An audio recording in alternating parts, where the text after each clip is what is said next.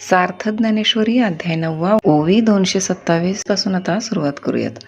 नमिता मानपमान गळाले म्हणून अवचिता ते मीची जहाले ऐसे निरंतर मिसळले उपासिती. नम्र होता होता त्यांना मानापमानाचा विचार राहत नाही म्हणून ते मीच होऊन राहतात व अशा प्रकारे मद्रूप होऊनही निरंतर माझीच उपासना करतात. अर्जुना, हे गुरुवी भक्ती सांगितली तुझ प्रती आता ज्ञान यज्ञ यजिती ते भक्त ऐक. अर्जुना, अशा प्रकारे ही श्रेष्ठ भक्ती तुला सांगितली. आता जे माझी ज्ञान यज्ञाने भक्ती करतात ते कोणते भक्त ते ऐक. परिभजन करी ते हातवटी तू जाणत आहासी किरीटी ते मागा या गोष्टी केलिया आम्ही.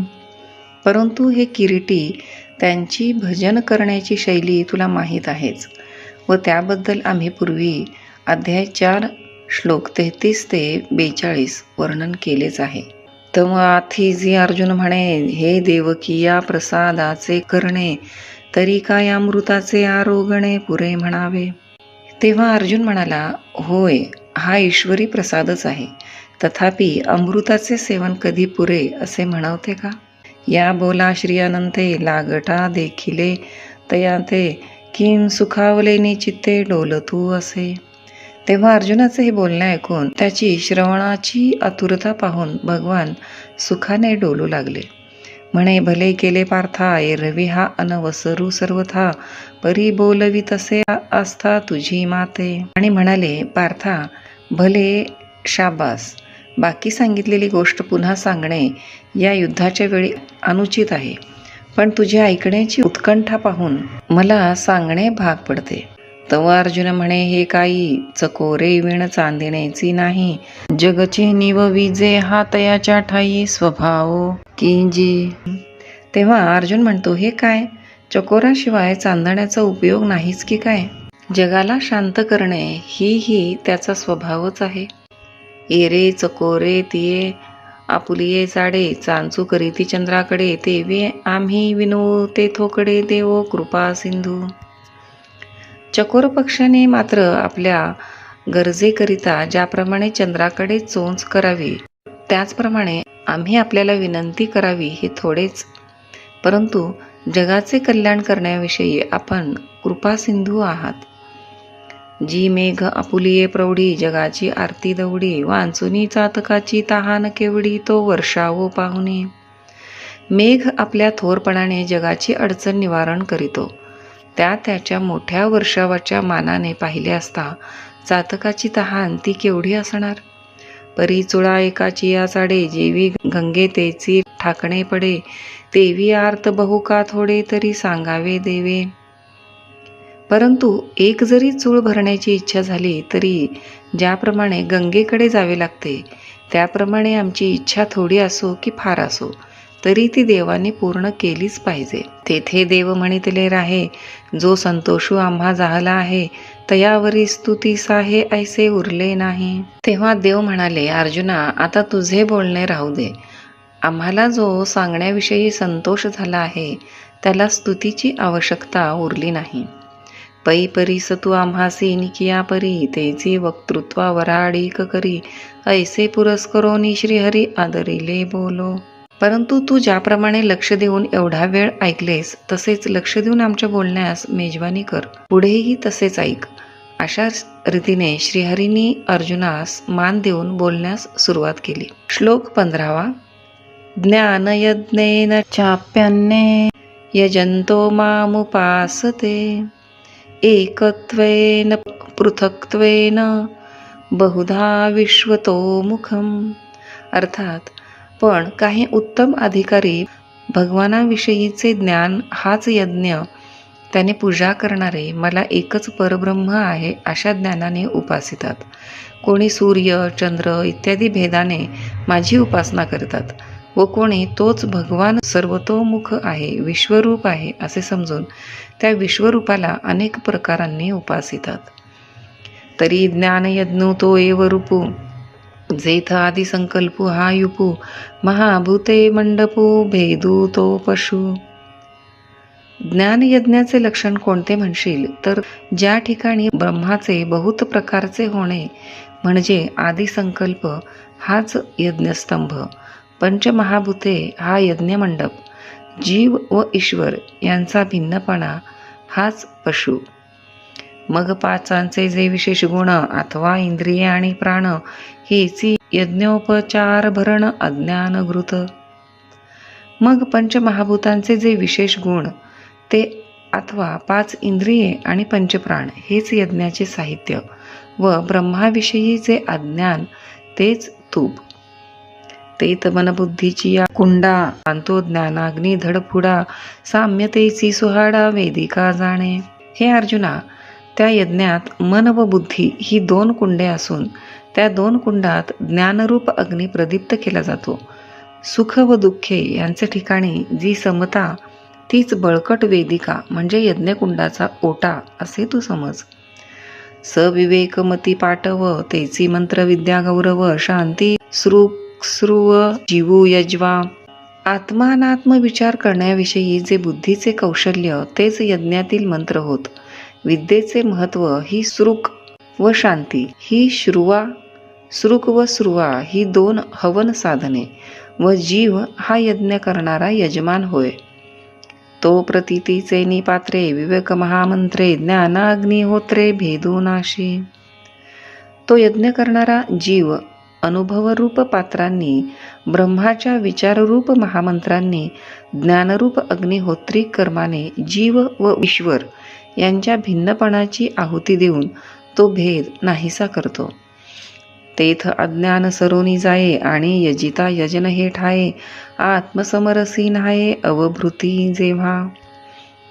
त्यावेळेस अज्ञान नाहीसे होऊन यज्ञ करणारा व यज्ञक्रिया ही जागचे जागीच राहतात. नंतर आत्मब्रह्मैक्य रसात जीवरूपी यजमानाचे जेव्हा अवभृत स्नान होते तेव्हा भूते विषय करणे हे वेगळाले काही न म्हणे, आघवे एकची ऐसे जाणे आत्मबुद्धी. तेव्हा पंचमहाभूते, शब्दस्पर्श इत्यादी विषय व इंद्रिये ही वेगळी आहेत असे म्हणत नाही व ब्रह्माशी एकरूप झाल्यामुळे सर्व एक आहे असे तो ज्ञानी जाणतो. जैसा चेईला तो अर्जुना म्हणे स्वप्नीची हे विचित्र सेना, मीची जाहलो होतो ना निद्रावशे. अर्जुना, ज्याप्रमाणे झोपेतून जागा झालेला मनुष्य म्हणतो की स्वप्नात पाहिलेली चित्रविचित्र सेना झोप लागल्यामुळे मीच झालो होतो ना, आता सेना ते सेना नव्हे, हे मीच एक आघवे ऐसे एकत्व मानवे विश्वतया. आता जी सेना पाहिली होती ती सेना नव्हती, ती मीच झालो होतो. अर्जुना, अशा प्रकारे त्या पुरुषाला जग एकरूप भासते. मग तो जीव हे भाषसरे, आब्रह्म परमात्म बोधे भरे, ऐसे भजती ज्ञानाध्वरे एकत्व येणे. मग तो जीव आहे असा व्यवहार करीत नाही, ब्रह्मदेवापासून तृणापर्यंत आत्माच भरलेला आहे असे ते मानितो. अशा प्रकारे ज्ञानयज्ञाने ऐक्य पाहून किती एक मला भजतात. अथवा अनादि हे अनेक, जे अनासारिखे एकाएक, आणि नामरूपाधिक तेही विषम. किती एक अनादि असलेल्या विश्वामध्ये एकसारखे दुसरे परंतु भिन्न त्यांची नावे व रूपे ही निरनिराळी आहेत. म्हणून विश्व भिन्न परी न भेदे तयांचे ज्ञान, जैसे अवयव तरी आन आन परी एकेची देहीचे. म्हणून विश्वामध्ये भेद दिसला तरी त्याच्या ज्ञानात भेद होत नाही. ज्याप्रमाणे अवयवात भेद असला तरी देहात भेद होत नाही. कांशाखा सानिया थोरा परी आहाती एकाची या तरुवरा, बहुरश्मी परी दिनकरा एकाचे जेवी. किंवा फांद्या जरी लहान मोठ्या असल्या तरी त्या एकाच झाडाच्या असतात. अथवा पुष्कळ किरणे दृष्टीस पडली तरी ती जशी एकाच सूर्याची असतात. तेवी नाना विधा व्यक्ती, अनाने नामे अनानी वृत्ती, ऐसे जाणती भेदला भूती अभेदा माते. त्याप्रमाणे अनेक व्यक्ती असून जरी त्यांची नावे व स्वभाव भिन्न आहेत तरी भिन्न भिन्न भूतांमध्ये अभिन्न जो मी त्या मलाच जाणतात. येणे वेगळालेपणे पांडवा, करीती ज्ञान यज्ञू बरवा, जे न भेदिती जाणीवा जाणते म्हणून. हे पांडवा, अशा रीतीने सर्व भूते वेगळी आहेत असे जाणून जे उत्तम असा ज्ञानयज्ञ करीतात व जे जाणते असल्यामुळे त्यांच्या ज्ञानाच्या ठिकाणी भिन्न भाव उरत नाही. ना तरी जेधवा जिये ठाई देखता का जे जे काही ते मी वाचुनी नाही ऐसाची बोधू. किंवा जेव्हा व ज्या ठिकाणी ते जी जी वस्तू पाहतात त्यात माझ्या वाचून दुसरे काही नाही असा ज्याचा मनाचा निश्चय असतो. पाहे पाम बुडबुडा जे उता जाये ते उते जळची एक तया आहे मग विरे अथवा राहे तरी जळाची माझी. हे पहा, पाण्यातील बुडबुडा जिकडे जातो तिकडे त्याला एक पाणीच आहे. मग तो नाहीसा झाला अथवा राहिला तरी तो पाण्यातच असतो. का पवने परमाणू उचलले ते पृथ्वीपणा वेगळे नाही केले आणि मागोते जरी पडले तरी पृथ्वीची वरी. किंवा वाऱ्याने मातीचे कण उंच उडाले तरी त्यांना काही पृथ्वीपणाहून वेगळे केले नाही आणि पुन्हा जरी ते खाली पडले तरी ते पृथ्वीवरच पडतात. तैसे भले तेथ भले तेणे भावे भले तेही हो अथवा नुहावे परी ते मी ऐसे आघवे होऊनी ठेले. त्याचप्रमाणे पाहिजे तेथे पाहिजे त्या भावनेने पाहिजेल ते हो अथवा न हो परंतु ते सर्व मीच आहे अशी ज्यांची मनाची वृत्ती होऊन गेली आहे. आगामी जेवढी माझी व्याप्ती तेवढीची तयांची प्रतीती ऐसे बहुधाकारी वर्तती बहुची होऊनी. अर्जुना, माझ्या स्वरूपाची जितकी व्यापकता आहे तेवढाच त्यांचा बोध आहे. म्हणून अनेक प्रकाराने जग दिसले तरी त्या अनेक रूपात मीच आहे असा ते व्यवहार करतात. हे भानुबिंब आवडे तया सन्मुख जैसे धनंजया तैसे ते विश्वाया समोर सदा.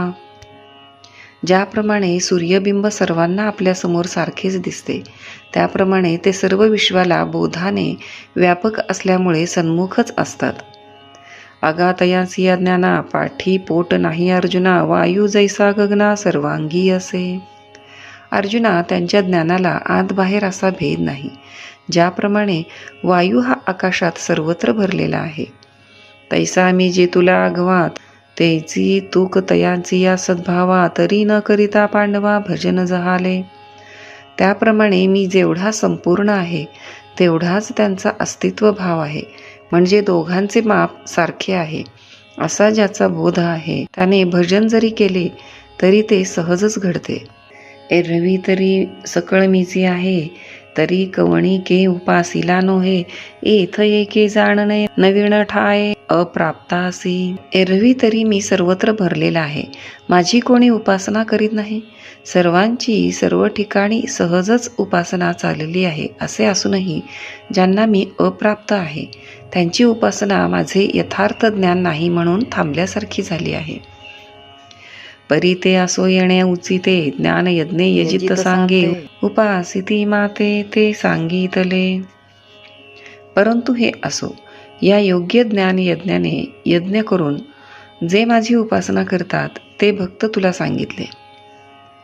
अखंड सकळ हे सकळामुखी सहज अर्पत असे मज एकी किम नेणणे यासाठी मूर्खी न पविजेची माते. सदा सर्व काली जी जी कर्मे होतात ती सर्व बाजूने मला सहज पावतात, परंतु हे मूर्खांना समजत नसल्यामुळे मी त्यांना प्राप्त होत नाही.